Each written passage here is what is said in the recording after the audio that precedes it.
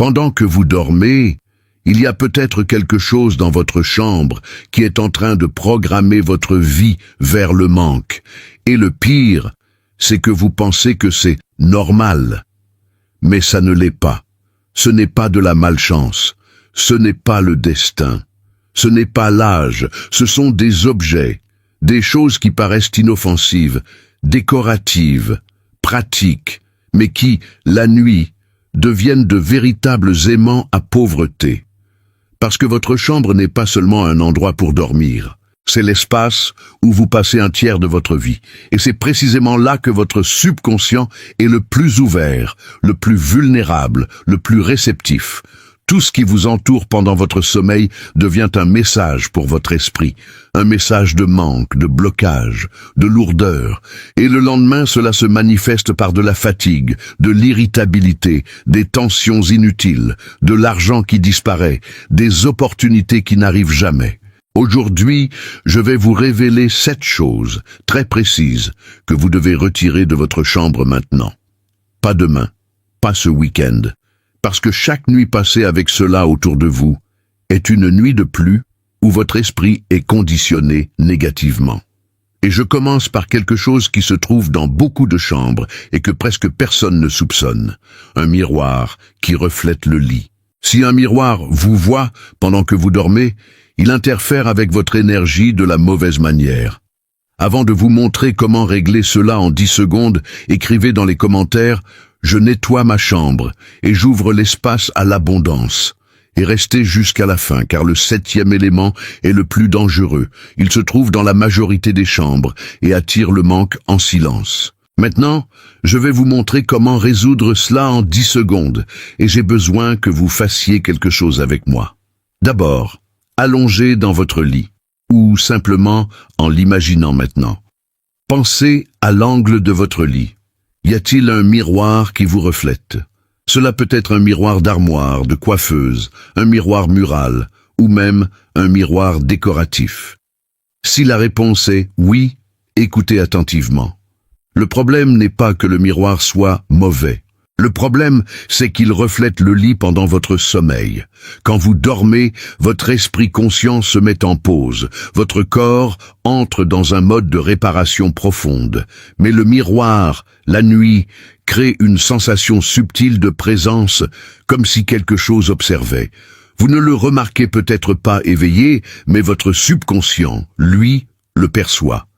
Et cela maintient une partie de votre système en alerte. Résultat, le corps ne descend pas complètement dans le repos profond dont il a besoin. Vous vous réveillez alors fatigué, plus sensible, plus réactive, avec cette impression que la journée est lourde avant même d'avoir commencé. La solution, simple et immédiate. Si vous ne pouvez pas retirer le miroir aujourd'hui, faites ceci ce soir. Prenez un tissu, une jolie serviette, un drap léger et couvrez le miroir avant de dormir. C'est tout. Une fois couvert, le reflet disparaît. Si vous pouvez modifier son orientation, c'est encore mieux. La règle est simple. Depuis le lit, le miroir ne doit pas vous voir. Et laissez-moi vous dire quelque chose d'important. Ce n'est pas un détail insignifiant. Quand vous faites ce changement, vous envoyez un message clair à votre subconscient. Ici, c'est un endroit sûr pour se reposer. Maintenant, soyez attentive. Parce que très souvent, là où il y a un miroir qui reflète le lit, il y a aussi un deuxième saboteur. Il paraît normal, il est très courant, mais il fait partie de ceux qui épuisent le plus l'esprit d'une femme. On passe au suivant. Vous avez peut-être remarqué que je ne parle pas de mysticisme lointain, je parle de quelque chose de très concret. Votre chambre vous entraîne chaque nuit. Et voici le point le plus important. Vous n'avez pas besoin de croire à quoi que ce soit. Pour l'instant. Vous avez seulement besoin d'observer. Parce que la chambre est l'endroit où vous êtes le plus longtemps, le plus vulnérable, le plus réceptif. Ce qui vous entoure devient un schéma, une habitude, une sensation. Progressivement, sans que vous vous en rendiez compte, cela modifie votre humeur, la qualité de votre repos et votre manière de faire face à la vie et à l'argent. Alors, aujourd'hui, nous allons faire cela correctement, comme un inventaire. Je vais te montrer 7 choses. Et toi, tu vas simplement noter mentalement « j'ai » ou « je n'ai pas ». Je te demande une honnêteté qui n'appartient qu'à toi. Personne n'a besoin de savoir. L'objectif n'est pas la culpabilité. L'objectif, c'est la liberté. Je préfère te prévenir. Certaines de ces choses sont évidentes, mais d'autres sont subtiles, émotionnelles. Et justement pour ça, ce sont celles qui maintiennent le plus une personne dans le manque sans qu'elle s'en rende compte. Et pour que tu ne repartes pas d'ici avec seulement de l'information, je vais t'accompagner jusqu'au bout avec un plan simple, sur un week-end, pour nettoyer ta chambre sans stress.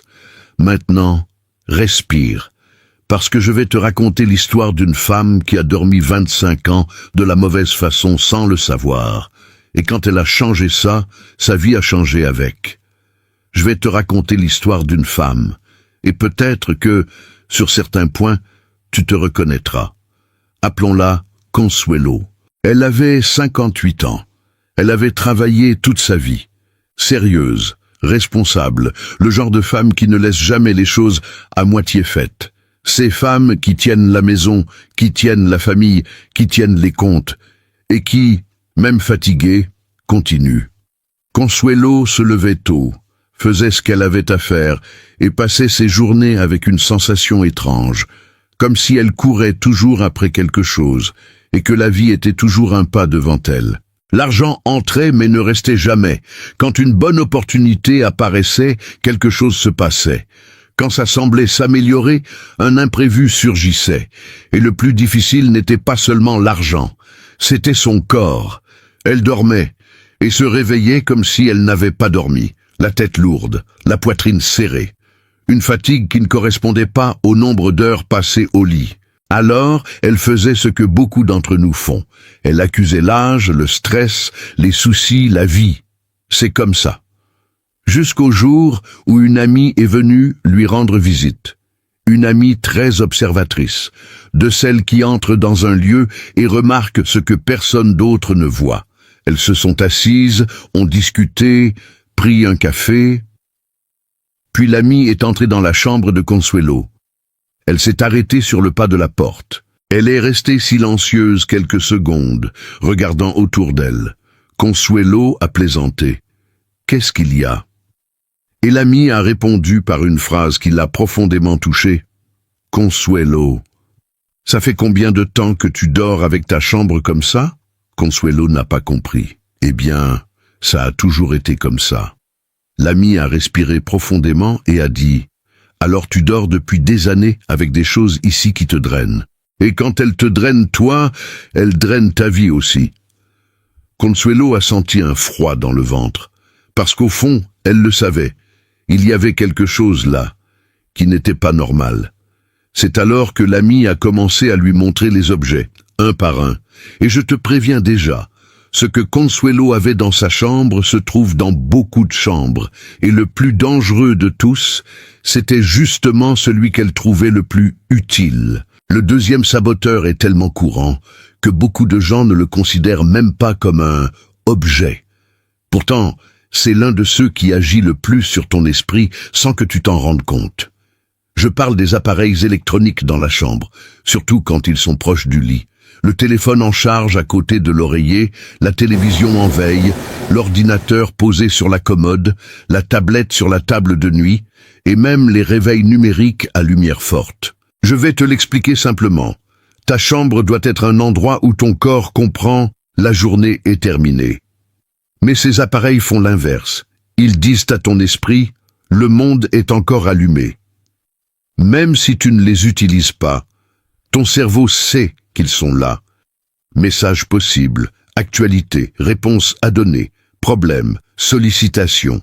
C'est comme si une partie de toi restait en permanence de garde. Et quand une partie reste de garde, le repos ne devient jamais profond. Tu dors, mais tu ne descends pas vraiment. Et quand tu ne te reposes pas réellement le lendemain, tu prends de moins bonnes décisions, tu es plus anxieuse, plus sensible, et il devient plus facile de tomber dans les dépenses impulsives, le désordre et cette fatigue qui se transforme peu à peu en découragement. Maintenant, passons au quoi faire, de la façon la plus réaliste possible, sans exagération. Si tu utilises ton téléphone comme réveil, ce n'est pas un problème. Mais fais ceci, mets-le en mode avion et éloigne-le de ta tête, si possible de l'autre côté de la chambre. Rien que ça change déjà beaucoup de choses. S'il y a une télévision dans la chambre, le soir, ne la laisse pas en veille. Éteins-la complètement. Et si tu peux, retire la télévision de la chambre, parce que le cerveau associe la télévision à la vie extérieure, le bruit, les problèmes, le monde. Alors que la chambre doit être la vie ici, le calme, le silence, le ralentissement. Une règle simple qui aide énormément. La dernière chose que tu touches avant de dormir ne doit pas être un écran, même si ce n'est que 5 minutes. Maintenant, écoute bien, car le prochain point est délicat. Beaucoup de personnes font cela par amour, par nostalgie, par besoin de réconfort. Je ne vais pas en parler durement, je vais en parler avec respect. Mais je dois t'avertir, cela aussi peut tirer ton esprit vers un endroit lourd, chaque nuit. Passons au 3e point. Je vais aborder maintenant un sujet qui demande beaucoup de douceur. Beaucoup de personnes gardent dans leur chambre des photos de quelqu'un qui est décédé. Un père, une mère, un mari, une épouse, un enfant. Elles le font par amour, par manque, pour sentir que cette personne est encore proche. Si c'est ton cas, je ne suis pas là pour te juger. C'est humain, c'est le cœur. Mais je dois t'expliquer pourquoi la chambre n'est pas le meilleur endroit pour ces images. Ta chambre est le lieu du renouveau quotidien. C'est là que tu te reconstruis. C'est là que le corps et l'esprit se réorganisent pour que la vie continue. Et quand, chaque soir, la dernière chose que tes yeux voient et que ton subconscient enregistre est liée à une perte, ton esprit reçoit un message silencieux. Regarde en arrière. Même s'il y a de l'amour, l'énergie émotionnelle qui reste là est une énergie de souvenir, de faim, de nostalgie. Et cela peut rendre le sommeil plus lourd, les rêves plus mélancoliques et le cœur plus serré au réveil. Et ici, je vais dire quelque chose que beaucoup de femmes de plus de 50 ans ressentent profondément. Quand on se réveille avec le cœur lourd, la journée entière devient plus difficile. On se protège davantage, on prend moins de risques, on reporte plus de choses, et sans s'en rendre compte, la vie commence à se bloquer. Alors, que faire sans douleur et sans culpabilité? Ce n'est pas jeter, ce n'est pas oublier, ce n'est pas manquer de respect, c'est changer de place. Choisis un espace dans la maison où ces photos peuvent être honorées pendant la journée. Le salon, un couloir, un coin spécial avec une fleur, une bougie à des moments précis, mais laisse ta chambre libre de ce type de poids. La chambre doit te dire chaque soir, tu es vivante, tu es en sécurité, tu peux continuer. Et si tu ressens une résistance, fais-le doucement. Commence par retirer une photo à la fois. Et quand tu la retires, respire et dis mentalement, je t'aime, je me souviens de toi. Et maintenant, je vais dormir en paix. Cela paraît simple, mais l'effet est profond. Maintenant, fais attention, car le point suivant trompe beaucoup de monde. Ça ressemble à la vie, à la nature, à quelque chose de positif. Mais dans une chambre, cela peut devenir un inconfort silencieux. Passons au 4e point. Le 4e point semble, au premier regard, être une bonne chose. Parce qu'une plante, c'est la vie, la nature, le vert. Et beaucoup de personnes mettent des plantes dans la chambre en pensant « ça va apporter de la paix ». Et parfois c'est vrai, mais dans une chambre, il y a 2 cas qui deviennent très facilement problématiques. Le premier cas, les plantes avec des épines, en particulier les cactus. Je sais, ils sont beaux, faciles à entretenir, ils durent longtemps, mais la chambre est l'endroit où tu es la plus vulnérable. Et une épine est une image que ton subconscient comprend comme une alerte, une défense, un « fais attention ». Tu n'y penses peut-être pas pendant la journée, mais la nuit, quand l'esprit est plus ouvert, ce type de stimulus peut rendre ton repos plus agité, plus léger, moins réparateur. Le deuxième cas, ce sont les plantes en excès, ou les plantes trop grandes dans la chambre, parce que la chambre doit être un lieu de silence mental. Quand il y a trop de choses vivantes qui attirent l'attention, même si c'est naturel, l'espace devient occupé, chargé, lourd, Et tu connais cette sensation de te réveiller en ayant l'impression qu'il y a déjà trop de choses à gérer? C'est exactement ça. Que faire? Simplement, si tu as des cactus dans la chambre, la solution est directe. Enlève-les de la chambre et place-les là où ils fonctionnent mieux, le salon, un bureau, une entrée, près d'une porte ou d'une fenêtre. Les cactus sont très bien dans d'autres espaces. Si tu aimes avoir une plante dans la chambre, choisis-en une seule, petite, sans épines, discrète, et place-la dans un endroit où elle ne te regarde pas pendant que tu dors. Peu, doux, apaisant. Maintenant, je veux faire un petit point de repère avec toi pour que cette vidéo devienne un vrai inventaire. Écris dans les commentaires un simple chiffre, de 0 à 4. Combien de ces éléments se trouvent déjà dans ta chambre? 0, 1, 2, 3 ou 4. Il n'y a aucune honte. Cela t'aide toi, et cela aide d'autres femmes qui commencent à réaliser la même chose. Respire maintenant, parce que le point suivant est l'un de ceux qui bloquent le plus la vie sans que la personne s'en rende compte. Ça paraît pratique. Ça paraît malin. Mais c'est exactement le genre de chose qui retient l'énergie pendant des années. Passons au 5e point. Le 5e point est l'un des plus courants et l'un des plus dangereux, justement parce qu'il semble logique. Beaucoup de personnes utilisent l'espace sous le lit comme un espace de stockage. Boîte de vêtements anciens, valises, papier, sacs, choses à trier un jour, choses que je ne sais pas où mettre. Et je comprends. Logement petit, rythme rapide, on repousse. Mais réfléchis avec moi. Chaque nuit, tu passes des heures avec ton corps exactement au-dessus de cet espace. Et ton subconscient comprend ce qui est sous toi comme une base, une fondation. Si ta base est remplie de choses immobiles, ton repos repose sur l'immobilité. S'il y a du désordre caché, tu dors au-dessus du désordre caché.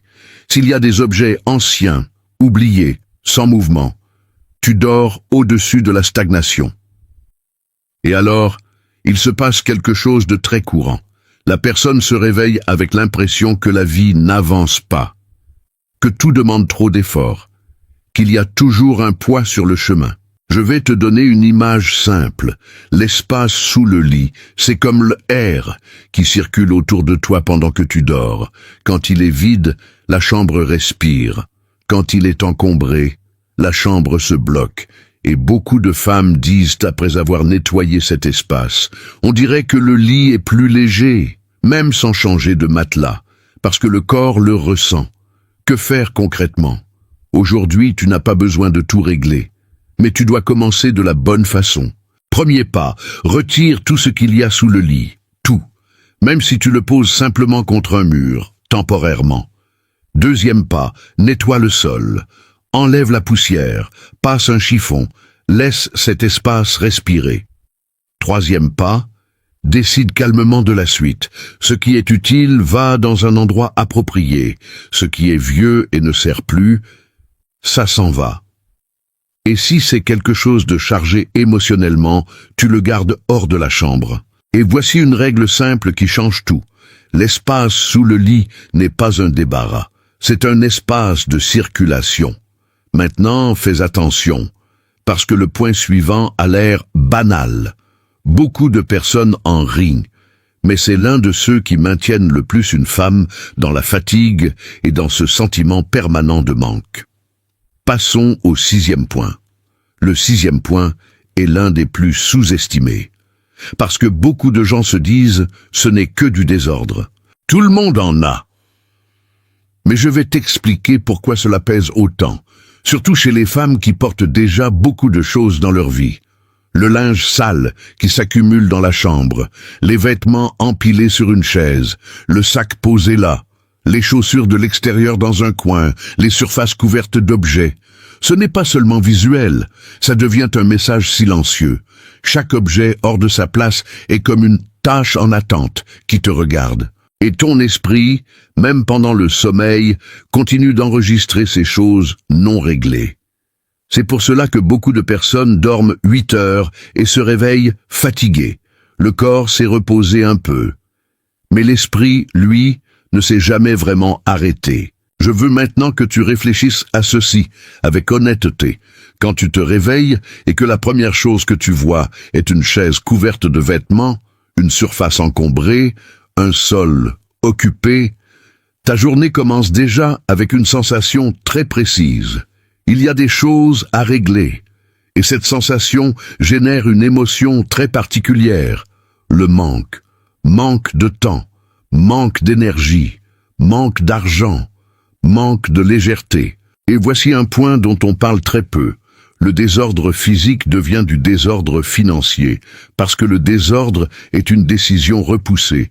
Et quand tu repousses de petites décisions chaque jour, tu finis par repousser les grandes aussi. Et la vie se bloque. Que faire sans devenir esclave de la perfection? Je vais te donner une règle simple, de femme pragmatique. Dans la chambre, il ne doit pas y avoir de piles. Pas de piles sur la chaise, pas de piles sur la commode, pas de piles au sol. Si un vêtement a été porté, il va dans le panier à linge. Et si possible, ce panier ne reste pas dans la chambre, mais dans la salle de bain ou la buanderie. Avant de te coucher, tu fais un petit rituel de 5 minutes. Ranger ce qui traîne, enlever ce qui n'a rien à faire dans la chambre, laisser les surfaces dégagées, 5 minutes, pas plus. Et il y a une habitude qui change l'énergie de toute la journée. Faire le lit au réveil. Parce que tu commences la journée avec une victoire, une chose faite, et cela entraîne ton esprit à l'ordre, y compris dans ta relation à l'argent. Je te demande maintenant un micro-engagement, très simple. Écris dans les commentaires. Aujourd'hui, je fais 5 minutes. Rien de plus. Parce que quand tu écris, tu scelles une décision. Et maintenant, je dois te prévenir. Le point suivant est le plus dangereux de tous. C'est celui que l'on retrouve le plus dans la chambre des personnes travailleuses, responsables, de celles qui ne peuvent pas s'arrêter. Il est tellement courant que beaucoup le trouvent normal, mais c'est l'un des plus grands saboteurs de prospérité. Nous arrivons au 7e point. Si tu ne pouvais changer qu'une seule chose aujourd'hui, ce serait celle-ci, parce qu'elle ressemble à une nécessité, mais devient le plus grand blocage de l'abondance. Le point numéro 7. Il est le plus dangereux parce qu'il s'invite dans l'endroit le plus sacré de ta vie, sans demander la permission. Je parle du travail dans la chambre, et surtout de 2 choses très précises, les papiers et les préoccupations. Un ordinateur portable posé sur la commode, une pochette avec des documents, des factures à payer, des cartes, des avis, des relances, un carnet rempli de choses à régler. Un coin de la chambre devenu un bureau. Ou même un sac toujours ouvert, plein de papiers. Je sais que beaucoup de femmes font cela par manque de place ou par rythme de vie intense. Et je ne te juge pas, mais je dois être très clair avec toi. La chambre, c'est le repos. Le travail, c'est la production.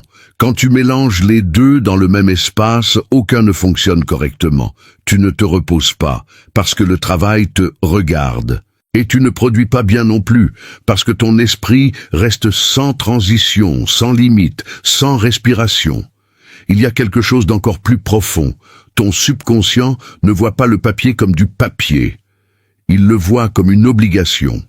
Dormir à côté d'une obligation, c'est dormir à côté d'un poids. Tu peux éteindre la lumière, fermer les yeux. Ton corps sait qu'il y a quelque chose d'en suspens, juste à côté. Alors il reste en alerte légère. Il ne lâche pas complètement. Et quand le corps ne lâche pas, le sommeil ne répare pas. Quand le sommeil ne répare pas, tu te réveilles avec moins d'énergie, moins de patience, moins de clarté. Et sans clarté, on se trompe davantage, on dépense plus, on repousse plus, on laisse passer des opportunités.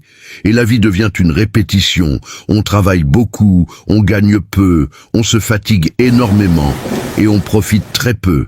Je veux maintenant que tu te vois dans une scène très concrète.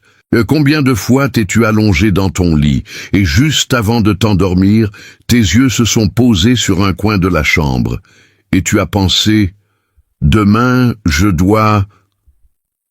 il faut que je règle.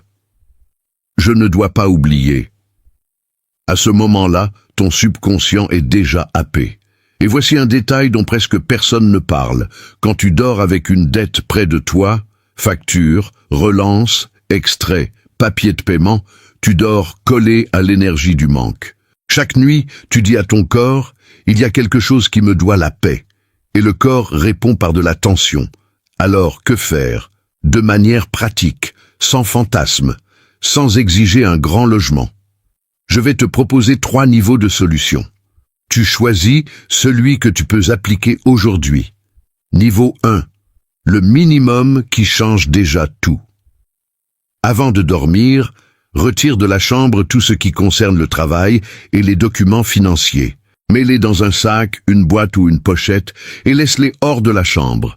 Ça peut être dans le salon, le couloir, sur une étagère à l'extérieur, mais pas dans la chambre. Et si tu ne peux vraiment pas les sortir, fais au moins ceci. Ferme tout. Ferme la pochette. Ferme le tiroir. Ferme le sac. Rien ne doit rester ouvert, visible, en train de crier « chose à régler ». Niveau 2, séparé par une barrière. Si ton chambre a un coin qui est devenu un bureau, crée une limite physique, un rideau, un paravent, une étagère, ou même un joli drap fixé sur le côté. Ce n'a pas besoin d'être parfait. Ça doit être clair. Pour que ton esprit comprenne, ici, c'est le travail, ici, c'est le repos. Et chaque soir, avant de te coucher, fais un geste symbolique. Ferme l'ordinateur, range le chargeur, éteins la lumière de ce coin et dis simplement « Pour aujourd'hui, c'est fini ». Niveau 3. La règle absolue. Aucun travail n'entre dans la chambre. Rien. Ni juste pour aujourd'hui. Ni juste 5 minutes. Parce que le problème de la chambre, c'est qu'elle programme dans la répétition. Je reviens maintenant à Consuelo, parce que c'est là que l'histoire devient très claire. Consuelo avait un coin de sa chambre rempli de dossiers, des papiers de travail, des factures anciennes gardées au cas où, des reçus, des contrats, et le téléphone en charge juste à côté du lit. Elle travaillait tard, fermait l'ordinateur et se couchait immédiatement sans transition, puis elle se demandait pourquoi elle se réveillait épuisée. Quand son amie a vu cela, elle a été directe. « Consuelo, tu dors dans ton travail. » Consuelo a répondu comme beaucoup de femmes le font. « Mais je n'ai pas le choix. » Et l'amie a dit « Alors fais au moins le minimum. Retire tout ça de ton espace de repos. » Cette semaine-là, Consuelo a fait 2 choses simples. D'abord, elle a retiré toutes les pochettes et tous les papiers de la chambre. Elle les a mis dans une boîte et les a rangés dans une armoire du salon. Ensuite, elle a enlevé le téléphone de la table de nuit et a commencé à le charger ailleurs. Et alors, il s'est passé quelque chose qui paraît minime, mais qui change tout. Elle a dormi autrement. Pour la première fois depuis très longtemps, elle s'est réveillée sans ressentir ce poids, avant même de se lever. Et quand tu te réveilles sans ce poids, ta journée entière change. Tu prends de meilleures décisions, tu parles différemment, tu t'organises mieux, tu vois des opportunités là où, avant, tu ne voyais que des problèmes. C'est pour cela que ce point est le plus dangereux, parce qu'il ne vole pas seulement ton repos, il vole ta clarté. Et sans clarté, la prospérité ne peut pas tenir. Je vais maintenant te demander quelque chose de très simple. Ce soir, avant de te coucher, regarde ta chambre et pose-toi cette question. Avec honnêteté, qu'est-ce qui, ici, n'appartient pas à mon repos? Si tu commences par ça, tu commences déjà à débloquer. Et maintenant que tu as vu les 7 éléments, je vais te raconter ce qui est arrivé à Consuelo, après avoir fait le nettoyage complet. Parce que le changement n'a pas été seulement dans le sommeil, il a été dans la vie. Après cette conversation, Consuelo a décidé de faire les choses de la bonne manière. Sans excès, sans perfectionnisme, juste avec de la constance. Elle a choisi un week-end et a commencé par l'essentiel. Retirer de la chambre tout ce qui ne concernait pas le repos. La première nuit, elle a fait le minimum. Elle a couvert le miroir qui reflétait le lit, elle a retiré le téléphone de la table de nuit, elle a sorti la pochette avec les factures et documents, et elle a laissé l'espace sous le lit respirer. Elle a dit que c'était étrange au début, parce qu'elle avait l'impression qu'il manquait quelque chose. Et puis elle a compris. Ce n'était pas un manque. C'était du silence. Cette semaine-là, Elle s'est réveillée avec une sensation qu'elle n'avait pas ressentie depuis des années. Un calme dans le corps. Un repos qui n'était pas seulement dormir, mais récupérer. Et quand le corps récupère, la vie commence à répondre différemment. La première semaine, les maux de tête ont diminué. Le premier mois, elle s'est mieux organisée. Elle a cessé de repousser les petites décisions et elle a trouvé le courage de demander un ajustement au travail qu'elle encaissait en silence depuis longtemps. Et le plus surprenant, les opportunités ont commencé à apparaître, pas comme un miracle, mais comme la conséquence d'un esprit plus clair. Elle disait elle-même « Je pensais que c'était juste de la fatigue ». Mais en réalité, c'était ma chambre qui me maintenait en alerte toutes les nuits. Et quand elle a compris cela, elle a prononcé une phrase que je n'ai jamais oubliée. J'ai l'impression d'avoir passé des années à dormir à l'intérieur d'un problème, et maintenant, je dors enfin dans un endroit sûr. Je veux que tu comprennes une chose. Consuelo n'est pas un cas isolé. Quand tu changes l'endroit où tu te reposes, tu changes la manière dont tu vis. Et maintenant, je vais te proposer un plan simple, sur un week-end, pour que tu puisses faire tout cela sans te perdre et sans anxiété. Un plan en 6 étapes, claires et accessibles. Étape 1. L'inventaire. Aujourd'hui, avec la lumière allumée, regarde ta chambre et pose-toi cette question. Qu'est-ce qui, ici, n'appartient pas au repos? Et repense simplement aux 7 éléments. Rien de plus, sans te juger, sans te culpabiliser. Étape 2, retirer l'évidence. Le miroir qui reflète le lit, couvre-le ou oriente-le différemment dès aujourd'hui. Les appareils électroniques près de la tête, éloigne-les et mets le téléphone en mode avion. Le travail et les papiers, retire-les de la chambre ou ferme-les et range-les hors de vue. Étape 3, libérer le sol. Retire tout ce qu'il y a sous le lit, même si tu poses les objets contre un mur provisoirement. L'objectif n'est pas de décider tout de suite, mais d'ouvrir l'espace et de nettoyer. Étape 4. 5 minutes d'ordre chaque soir. Ce n'est pas du ménage, c'est simplement redonner à la chambre sa fonction de repos. Pas de pile, pas de « je rangerai plus tard ». 5 minutes chaque soir. Étape 5. Le coin mémoire hors de la chambre. Si tu as des photos de personnes disparues, choisis un endroit beau et respectueux dans la maison, honore-les le jour, et laisse la chambre être un espace de vie, de futur, de récupération. Étape 6, sceller l'intention. Quand tout est en place, avant de dormir, respire profondément 3 fois et dis à voix basse « Ceci est mon lieu de repos. Ici, je récupère ma force.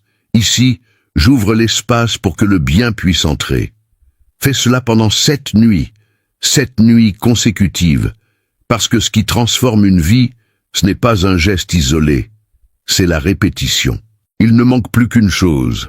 Je veux que tu quittes cette vidéo avec un engagement simple et un prochain pas clair.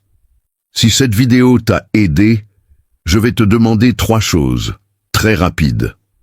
Première chose, écris en commentaire combien des 7 éléments se trouvaient dans ta chambre. Pas besoin d'expliquer, juste le chiffre. Cela aide énormément d'autres femmes qui n'osent pas encore l'admettre. Deuxième chose, envoie cette vidéo à une amie, une sœur, une voisine.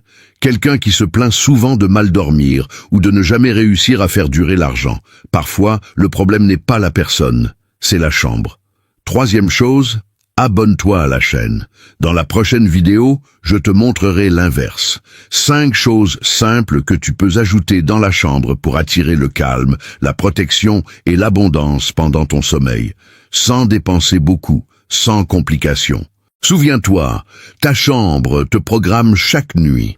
À partir d'aujourd'hui, c'est toi qui choisis quelle programmation tu acceptes. À très bientôt dans la prochaine vidéo.